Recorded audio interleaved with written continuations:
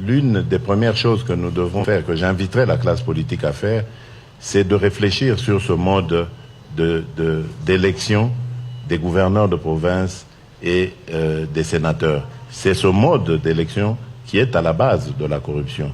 Et donc il faut réfléchir sur la manière de le changer et de donner au peuple, de la même manière que pour les élections législatives nationales et provinciales, et même présidentielles, le droit de voter directement, de choisir directement ses élus.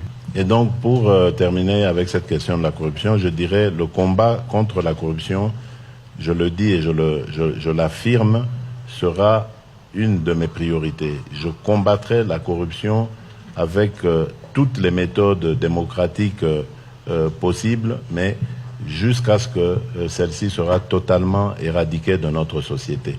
Alors, concernant les droits de l'homme, je ne comprends pas du tout cette invitation à me démarquer du pouvoir de Kabila, parce que le pouvoir de Kabila a fait son temps. Maintenant, c'est le mien qui commence. Donc, il n'y a pas de démarcation à provoquer là. J'ai amené ma méthode et je vais vous dire comment est-ce qu'elle est déjà en train de faire ses effets. Depuis que j'ai été élu, j'ai commencé à sévir sur les agents des forces de l'ordre qui violent les droits des citoyens, et j'en veux pour preuve, en ce moment, il y a 3 colonels qui ont été arrêtés pour avoir donné l'ordre de tirer sur des étudiants quelques jours après mon investiture. Au niveau de la télévision nationale, la télévision officielle, qui ne donnait pas accès à l'opposition, aujourd'hui, elle le fait.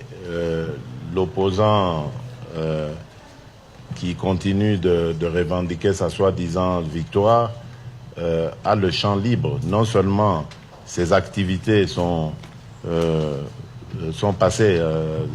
passent dans les médias sans censure, mais en plus, lui-même a la liberté de circuler et de tenir ses réunions publiques sans aucune entrave des forces de l'ordre, comme on pouvait le constater il y a encore quelques semaines. Dans les jours qui viennent, je peux vous dire que tous les prisonniers politiques seront libérés selon évidemment leur cas, parce qu'il y en a qui peuvent bénéficier de la grâce présidentielle immédiatement, d'autres, rien qu'avec leur procédure, elle peut être levée et leur obtenir la libération. En tout cas, ce qui est certain, c'est que tous les prisonniers qui sont retenus pour des raisons politiques dans les prisons du pays seront libérés dans les jours prochains. En ce qui concerne l'ANR, l'Agence nationale du renseignement, qui était la police politique depuis toutes ces années, depuis notre indépendance, la police politique du pouvoir, va être requinquée. On va lui redonner un autre visage plus humain.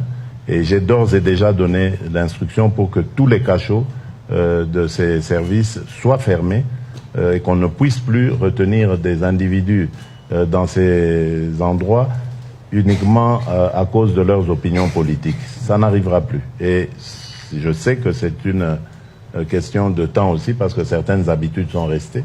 Mais croyez-moi, avant la fin de mon mandat, on ne parlera plus d'arrestation arbitraire en République démocratique du Congo. Merci beaucoup. Thank you very much. I know you got more questions, but trust me, the answers speak volume. For now, I would want to invite